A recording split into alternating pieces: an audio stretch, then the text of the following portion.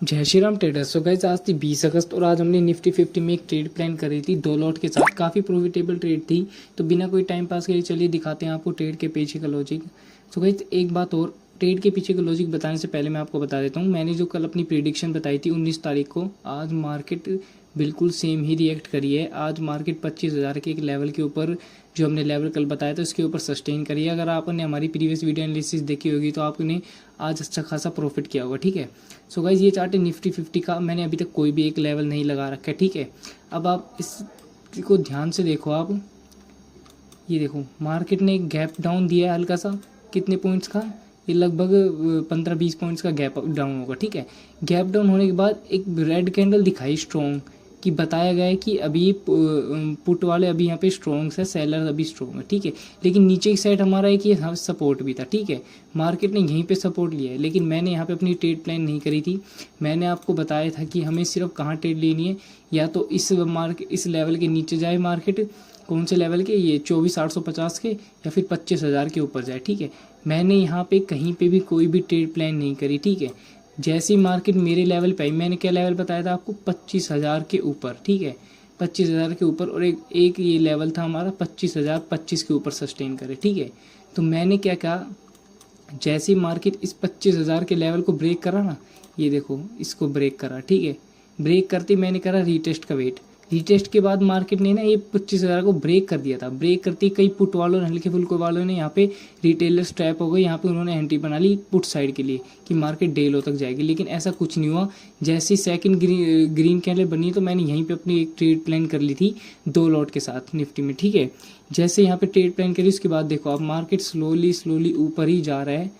ठीक है। एक बार यहाँ पे बीच बीच में हल्की हल्की सेलिंग आती है, लेकिन फिर भी यहाँ से बायर स्ट्रॉन्ग हो जाते हैं और मार्केट को ऊपर की साइड ले जाते हैं। ठीक है। क्योंकि मैंने आपको ऑलरेडी एक बात बोल चुका था कि 25,000 का लेवल बहुत इंपॉर्टेंट, 25,025 के ऊपर जैसे सस्टेन करेगी मार्केट और ऊपर जा सकती है। ठीक है।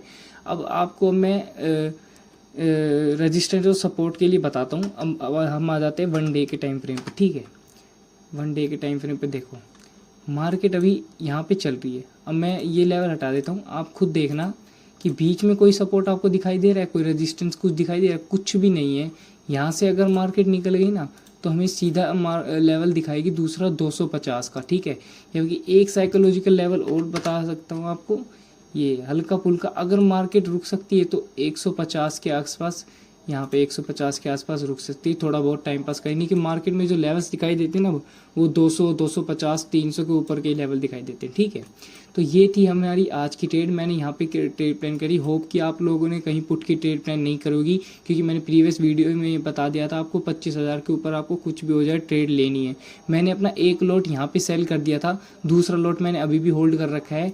ठीक है। क्योंकि मेरा व्यू है कि मार्केट 250 या 200, 300 तक के लेवल दिखाएगी 1-2 दिनों में। ठीक है। तो कल एक्सपायरी है, होप कि एक्सपायरी मूव आ जाए। तो कल क्या हो सकता है मार्केट में, अब मैं आपको बताता हूँ कि क्या होगा मार्केट में, क्या होगा नहीं कि क्या हो सकता है। सबका अपना अपना अलग अलग व्यू होता है।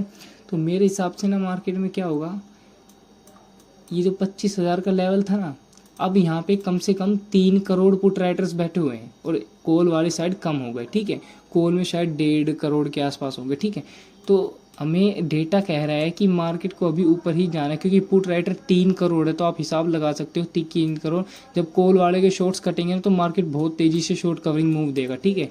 कल मैं आपको बताता हूँ, अगर यहीं पे कहीं फ्लैट ओपनिंग होती है तो मार्केट को एक बार 25,000 तक आने दो। ठीक है। थोड़ी देर बाद यहाँ पे टाइम पास करे, फिर एक बिग मूव हमें एक्सपायरी का देखने को मिल सकता है ऊपर की साइड। ठीक है। लेकिन बहुत पॉसिबल चांस है कि मार्केट कल गैप अप दे दे।